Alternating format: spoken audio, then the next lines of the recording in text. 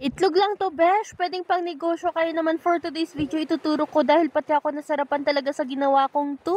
Huy! Di mo talaga akalain na makakagawa ko ng street food gamit ang itlog. Kaya naman tara, magbatil nga tayo dito ng 3 itlog. Yes, mga mi, 3 itlog lang po ang gagamitin natin. Hi mga mi, another day, another mini vlog. Tutok ko lang hanggang dulo. Ayan naman, naglagay na ako ng paminta, asukal, asin dyan para pampalasa. Set aside lang natin yan mga mi, at dito naman naglagay lang ko ng harina, konting tubig, tapos ihalo-halo lang din natin ito. By the way mga mi, umuulan pa rin kaya naman mag-iingat nga po ang lahat. Pagka nga po ganito na yung ating harina, ayan, konti-konti na nga po natin ito ilagay sa ating itlog. Dahan-dahan lang ang paglagay natin mga mi para hindi mabigla. Tapos sa paglalagay nga po natin mga mi, isabay nga po natin ang paghahalo. Okay na nga pala mga mi, pwede na nga po natin itong iprito hanggang nga po sa maging ganito na siya. O diba? Kailangan mga mi, set aside muna natin yan at hihiwa-hiwain nga po natin ito. Tayin nga po pala na muna natin itong lumamig mga mi. By the way po, comment mo naman kung tagasan ka nang sa ganun may shoutout ko nga po sa next vlog natin. Woo! Lumamig na nga po pala mga mehetong at hihiwa-hiwain na natin. Sorry ng dahilan mga mi, bakit tayo naglagay ng harina para nga po mag-stick siya or kaya medyo tumigas ka, nurse. Pahabang paghihiwa nga po pala ang ginawa ko dito mga mi. Pagka nga po gusto nyong gumawa ng ganito mga mi, depende na rin sa inyo kung anong size ang gusto nyo. Gamit naman ng manipis na stick mga mi, heto nga po i-stick na natin ito. Ganito lang to kadali mga mi, kaya naman pwede din talaga pang negosyo. 3 itlog nga mga mi, hetong at marami rin nga po pala tayong natuhog dito. Kaya naman may re-recommend ko sa inyo mga mi na malaki rin po ang matutubo natin dito. Coating na naman mga mi, heto nga po at maglalagay lang ako ng harina dito tapos konting crispy fry. Para naman mas lalong sumarap itong ating gagawing paninda. Kapag lagay natin ng tubig dito mga mi, dahan-dahan lang po hanggang nga po makuha natin yung ganitong consistency. Tipong medyo malapot-lapot nga lang siya mga mi. Ganito nga po, okay na yan. Wala na akong ibang pampalasa na inilagay dyan. Tapos naman sa plato, naglagay na ako ng cornstarch pampa. Itong ng ating ipiprito. Ganito lang siya mga mi. Dinip ko lang yung ating tinuhog-tuhog dito sa may harina na may crispy fry. Tapos diretso na nga rin po pala dito sa may cornstarch. Kailangan pala mga mi, piga-pigain natin nang sa ganun nga po parang maging perfect at hindi nga po mahulog yung inilagay natin na coating. So bale ganito lang siya mga mi. O diba? Pwede